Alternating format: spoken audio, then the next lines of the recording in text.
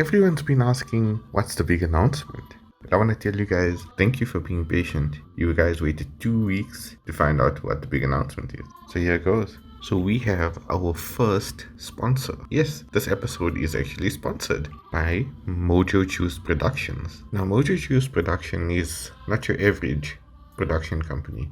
These guys will take care of all your audio and visual content creation. I've added links in the description to all their social media accounts, so you can have a look at what these guys are actually capable of. So imagine having a Hollywood standard production company editing your videos. Or in this case, these guys have custom created all the audio used in this episode. Yes, custom made music to suit this show. So give these guys a try. But now, let's get on to the reason you guys are really here. To get your mouth watering. I'm Vikash and this is Myth Food.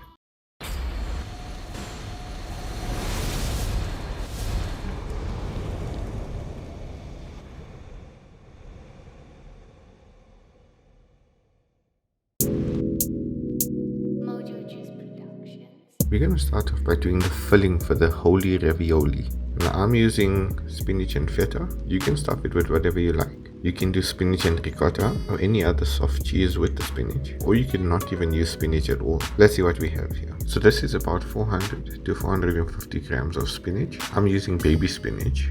I find it tastes better in the ravioli. Make sure they're still alive and jumping, like the one I have. I couldn't even keep these guys in the colander. So I'm adding about a cup of hard Italian cheese. This is Grande Parma. You guys can use either Pecorino or Reggiano, whichever one you like. About a tablespoon of olive oil. That's about a teaspoon of garlic. I have about 2 discs of feta cubed. The softer the feta, the easier it will be to mix in with the spinach. Lastly, we have salt and pepper. We're going to use about a teaspoon of each.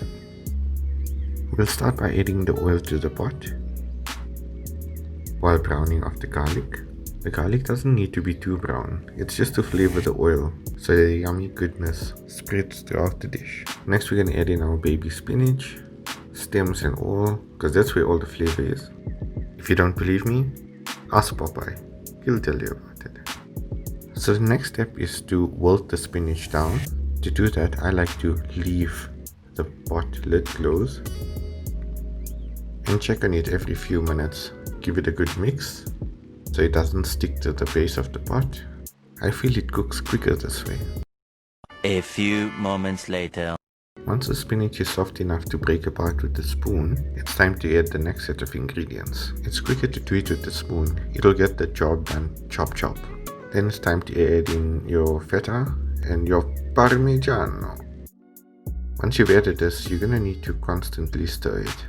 This is so that the cheese doesn't get sticky and stick to the base of your pot. The stirring also mashes up your ingredients to give you a smooth consistency. Nobody likes lumpy spinach.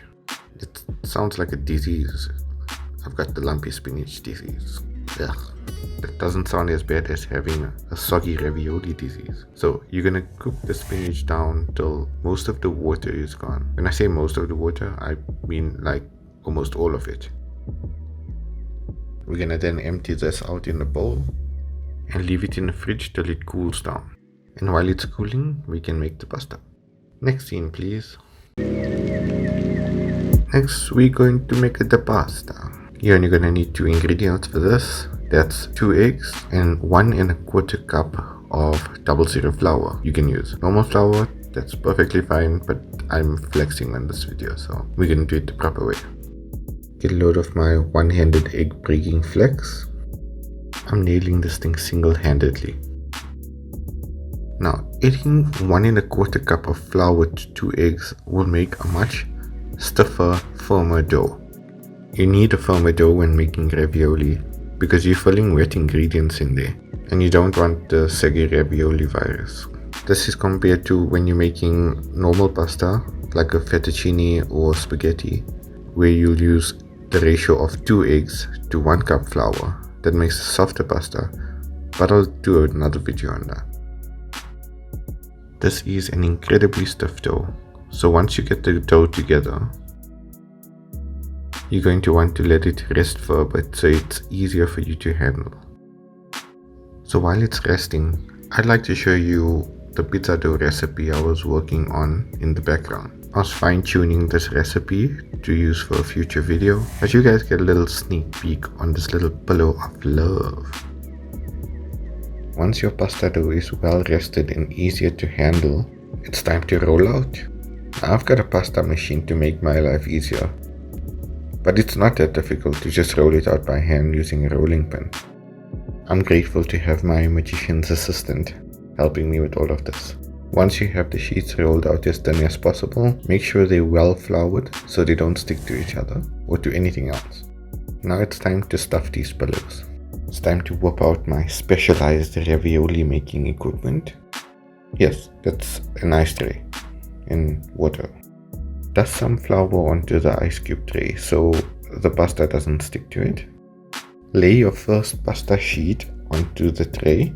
Push it down gently so it creates these cups to hold the filling. Spoon in your filling and tap it down gently with the spoon to create deeper cups. I know what you're thinking, there's a lot of spooning and tapping going on here. Trust me, it will be all worth it at the end. Use your finger and some water to run along the edge of the dough. So when you lay down your next sheet of pasta, it sticks to the first sheet. Firmly press down with the rolling pin to make sure all the pockets are signed, sealed, delivered. Trim off the excess pasta dough and remove the ice tray. Make sure to seal the gaps between the individual pillows to make sure they don't open up during the boiling process. And we can cut them into individual pieces. Yes, it's at this point I realized that I should have done squiggly cuts throughout my whole cutting process. But we're all human, right? Easy as that, your first set is done. You might have to push down on the edges of some of these rebel raviolis. Make sure you dust enough flour onto it so they don't stick to each other. And there you have it, spinach and feta ravioli. So I like to portion and bag them and keep them in the freezer for later days. I do recommend having them fresh, they always taste better. But the frozen ones make for a quick meal at a later stage. I will be making a video on pasta sauces at a later stage. We'll reintroduce these babies then. Now don't forget to give this channel a like and subscribe so you can get updates on when that pasta sauce video comes out. And also don't forget to check out Mojo Juice Productions. The links to all their social media accounts are in the description below. So give these guys a call. They're always happy to help put whatever presentation or future projects you had in mind. Now you know what's as juicy as Mojo Juice Productions? Cinematics. Cue the music.